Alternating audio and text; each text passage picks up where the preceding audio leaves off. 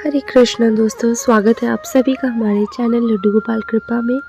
तो आज की इस वीडियो में हम जानेंगे जन्माष्टमी में 56 भोग जो है बहुत ही कम समय में आप किन तरह से तैयार कर सकते हैं। क्या जो शॉर्टकट जो टिप्स हैं वो अपना सकते हैं।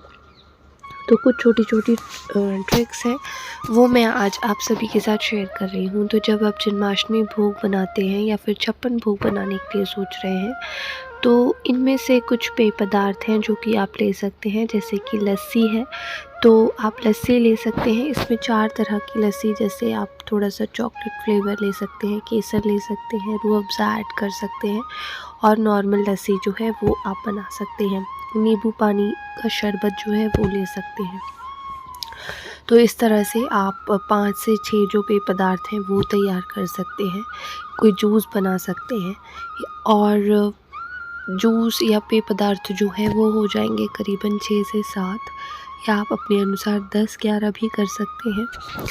फिर हम बात कर लेते हैं मिष्ठान की। तो जो मिठाइयाँ हैं आप वो ले सकते हैं। तो अलग अलग मिठाइयाँ कुछ हो जाएंगी 5 से 6। गुलाब जामुन वगैरह आप घर पर तैयार कर सकते हैं। तो ये हो गया मिष्ठान। फिर जो खाना नॉर्मल, यदि आपने भोग रखा, जैसे व्रत रखा हुआ है, तो आप भोग के लिए जो भी वस्तुएं तैयार कर रहे हैं, जैसे कि पूरी सब्जी, तो प्रभु के भोग के लिए वो आप लगा सकते हैं। तो पूरी हो गई, सब्जी हो गई, 2 किस्म की सब्जी आप बना सकते हैं। खीर, चावल, पराठा बना सकते हैं, मीठा पराठा बना सकते हैं, मीठी पूड़ी बना सकते हैं। मैदा जो है उसकी आप थोड़ी आटा गूँथ कर निमकी बना सकते हैं, या फिर आप शक्कर डालकर मठरी बना सकते हैं। तो इस तरह से कुछ चीज़ें हो जाएगी एक ही बार जब आप कढ़ाई रखोगे। तो जैसे हमने पकौड़े बनाए, तो उन सारे ही जो भी ऐसे तलने वाली वस्तुएं हैं, तो वो आप उसमें ही फ्राई करके एक बार में निकाल सकते हो। तो करीबन इस तरह से 20-25 चीज़ें आपकी थोड़ी थोड़ी रेडी हो जाएगी। फिर जैसे मूंग की दाल है, तो उसका चीला आप बना सकते हैं, और नहीं तो उसकी मंगौड़ी बना सकते हैं। इस तरह से पनीर की स्टफिंग फिल करके भी आप अलग तरह से बना सकते हैं। अचार, पापड़, सलाद ये आप रख सकते हैं, चटनी बना सकते हैं। तो ये थोड़ी थोड़ी चीज़ें जो है, कुट्टू का आटा है उसकी पकौड़ी भी आप बना सकते हैं। तो ये कुछ चीज़ें हैं जो कि आपको मदद करेंगी। कुछ टिप्स छोटी सी जो हैं वो आपको इससे मिल जाएंगी कि किस तरह से आप छोटी छोटी चीज़ें जो हैं उनमें ही 56 भोग जो है वो एक झटपट बना सकते हैं। तो जो भी आपने यहाँ पर मिश्रण तैयार किया है, दही जो आप ले रहे हैं, तो वो पराठे के साथ आप दही का भी अलग से भोग लगा सकते हैं। पूरी, मीठी पूरी हो गई, पराठा हो गया, और जो नॉर्मल फुल्का या रोटी है वो भी आप ले सकते हैं, घी लगाकर वो भी रख सकते हैं। कुछ फ्रूट्स आप 56 भोग में शामिल कर सकते हैं। सीजनल फ्रूट्स ले लीजिए, जिस तरह से आप केला, पपीता, तो जैसे हम फ्रूट चाट में छोटे छोटे पीसेस करके कट करते हैं, तो उस तरह से आप जो अपनी 56 भोग की थाली है उसमें शामिल कर सकते हैं। चाहे तो आप सादा फल जो है वो लेकर भी भोग लगा सकते हैं। और कुछ ड्राई फ्रूट्स आप ऐड कर सकते हैं, जैसे काजू, बादाम, किशमिश, पिस्ता। तो ये सारी जो भी चीज़ें हैं, थोड़ी थोड़ी करके आप इसका भी भोग जो है वो लगा सकते हैं।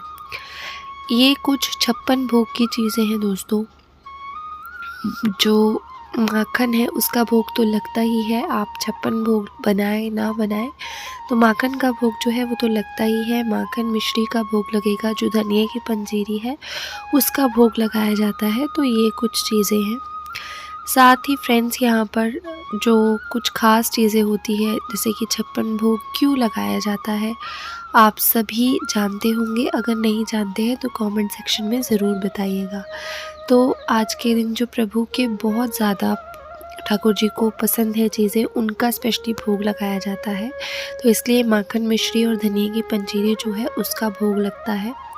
माखन कैसे रेडी करना है, धनिया की पंजीरी कैसे रेडी करनी है, सारी वीडियोस चैनल पर अपलोडेड है, तो ज़रूर से वो वीडियो विज़िट करें।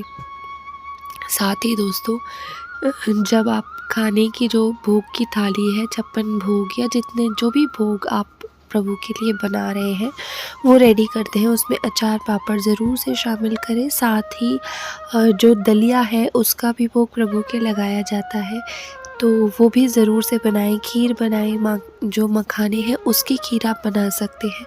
घी में मखाने रोस्ट करके भी आप अलग से जो है उसका भी भोग लगा सकते हैं। तो ये कुछ चीज़ें हैं। साथ ही जो भी आप खाने की जो चीज़ें हैं, जिस तरह से कुट्टू का आटा है उसकी पूड़ी बना सकते हैं, आलू टिक्की बना सकते हैं, तो ये कुछ चीज़ें ऐसी हैं जो झटपट और जल्दी बन जाती हैं।